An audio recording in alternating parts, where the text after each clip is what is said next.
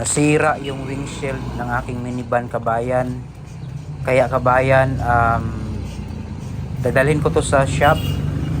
Ang actually kabayan, bigla na lang pumutok to. Itong butas na malaki, ako na ang nagbutas dyan kasi magdadrive ako para makita ko yung daan. Actually kabayan, pinong-pino, pumutok siya bigla na hindi ko alam kung ano ang dahilan. Siguro expired or wala siyang singaw kaya pumutok siguro kasi walang hangin, naka-close kasi itong sasakyan na to eh.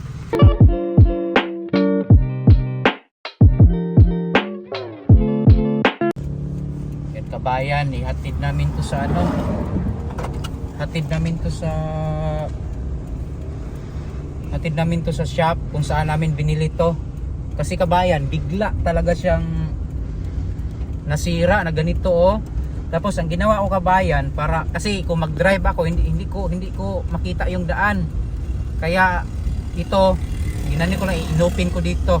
Binasag ko dito banda sa harap ko. Kasi hindi ko makitang harap talaga pag mag-drive ako. So ngayon, dahan-dahan lang ako kabayan. Medyo malayo pa konti, nasa mga 10 kilometro. So malayo pa kabayan. So sana hindi naman to, wala namang nangyari, bigla lang talaga, baka expire siguro ang salamin sa harap. Kasi kabayan, malamig ngayon ang araw, malamig ngayon na malamig, hindi mainit dito ngayon.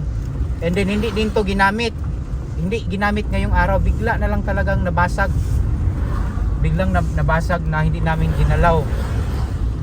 Magkano kaya to kabayan, imbis na wala pa akong pera ngayon, nagpaparinta lang ako dito kabayan para lang magkapera, pero napirahan ako ngayon kabayan kasi talagang basag talaga. Imbis na nagtitipid ako kabayan dahil wala ang problema, nabasag pa yung salamin eh. Importante naman to kabayan na mapalitan kasi nga baka gagamitin kabayan ba, hindi natin alam, mga emergency or merong magrinta. Wala kabayan, napaka problema talaga. So dandahan lang yung drive namin ngayon, binasag ko lang tong harap para lang ano ang problema. At tsaka nagsalamin lang ako, baka papunta sa akin yung salamin eh, yung maliliit kasi binasag ko. So kita lang tayo doon kabayan pag nandun na.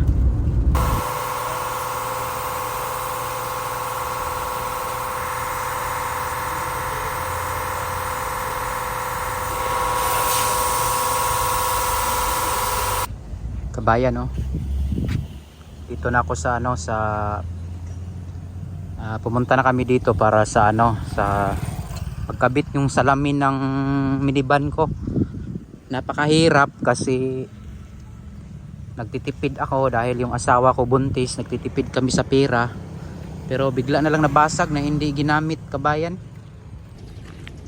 Tipid ako ng tipid ng pera talaga kasi yung asawa ko manganganak, kailangan ko ng pera.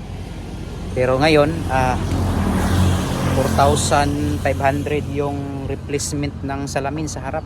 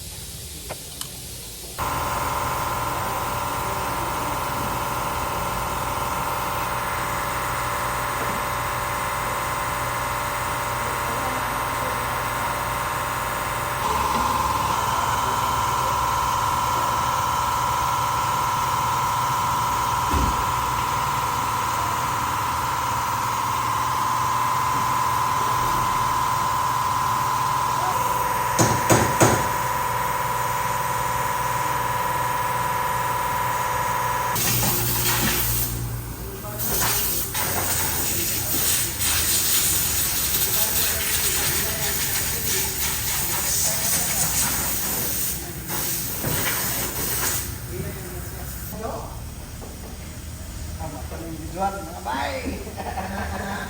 No, ayan na. Sabi na.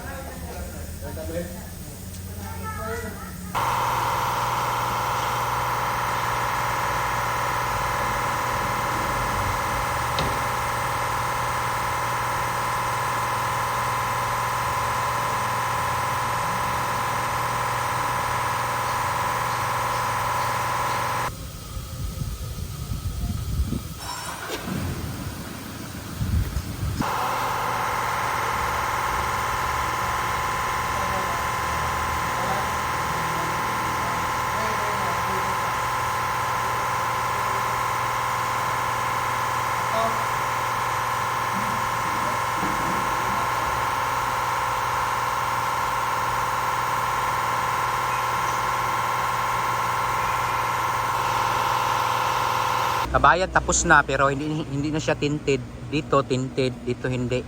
Pero okay lang naman. At least tapos na kabayan, no. Pauwi na kami, pauwi na. Kabayan, yun sasakyan ko kabayan. Pauwi na kami kabayan. Alam nyo ba kabayan na ano din kabayan, 4,500, no, hindi kasama yung labor. Masakit din kasi yung pera pinag-ipunan ko yun para sa asawa ko ba na ano yan. Buntis kasi yung asawa ko yan. Buntis yung asawa ko para yan sa anak namin kabayan. So nag-ipon talaga ako, nagtipid kami para lang hindi makagasto. Ang problema kabayan na biglang nabasag tong salamin na to, ito. So bago lang to kabayan, no. Ang suggest ng mekaniko, kapag kapag i-parking na yon dito kabayan, dapat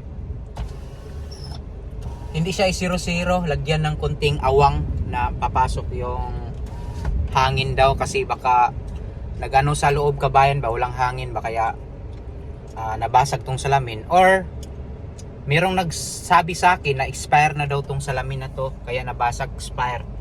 So para sa akin baka expire kasi nabasag siya bigla na bigla na lang siyang nabasag siguro sa init. Expire lang para sa akin, expire or yung init sa loob kabayan hindi nakalabas kaya pumutok tong nasa harap. To hindi naman to basta-basta puputok kasi hindi naman to totally ano, ito talagang harap lang talaga. So ngayon kabayan, uwi na kami.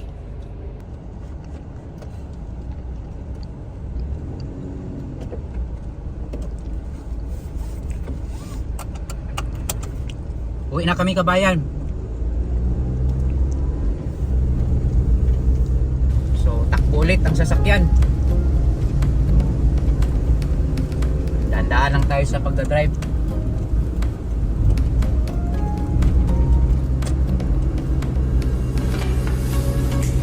Uwi na.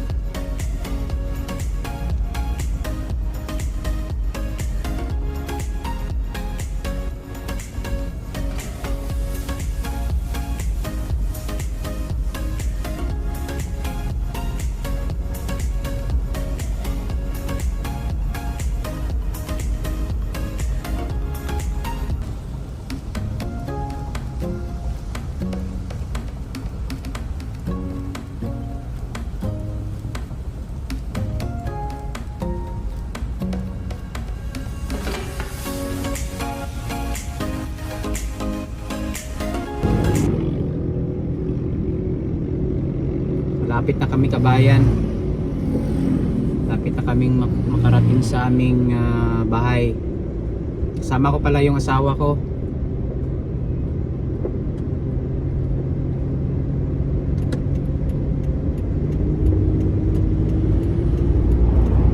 Yung asawa ko pala kabayan, buntis. Mag 5 buwan na, 5 buwan.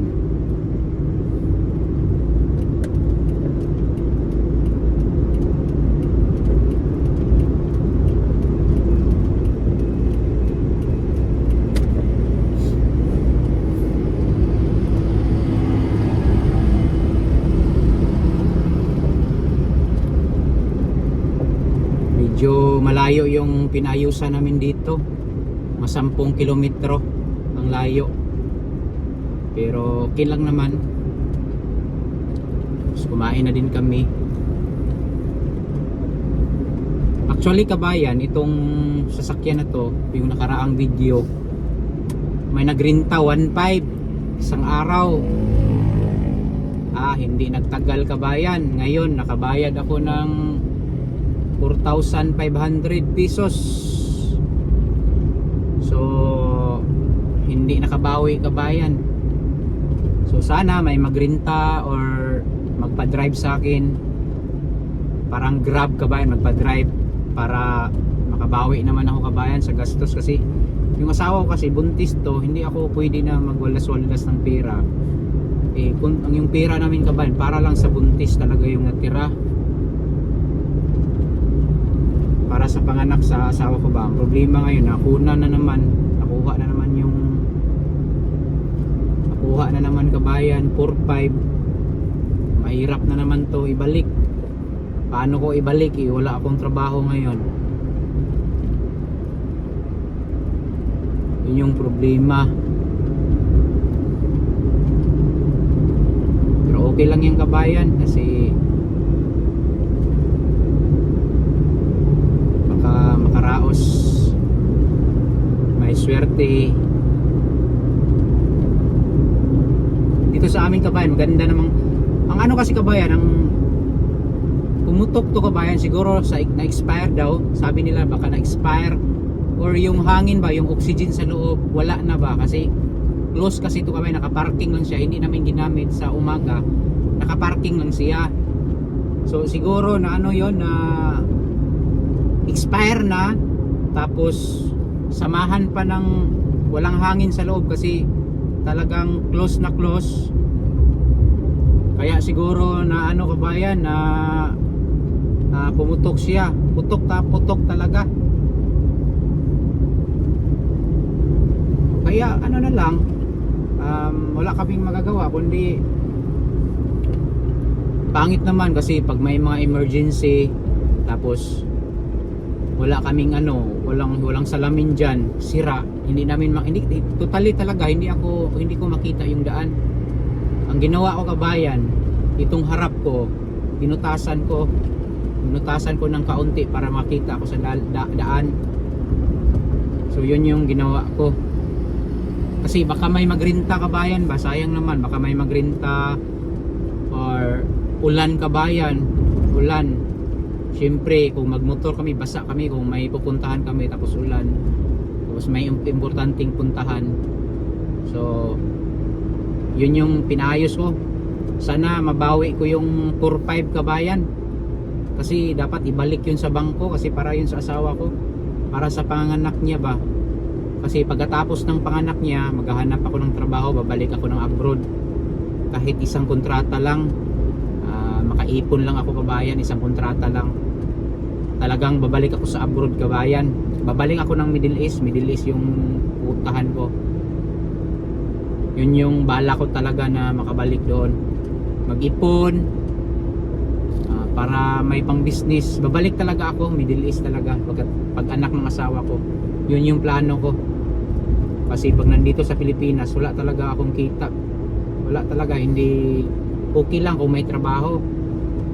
Dito man naman may trabaho ka dito, pero maarte yung mga company dito, maraming mga hinahanap, tapos hindi naman kalakihan yung sahod, pero okay lang din basta may trabaho lang sana. Ang problema lang, wala pa talaga akong trabaho. Naghahanap ako pero wala pa talagang trabaho na nakita ko.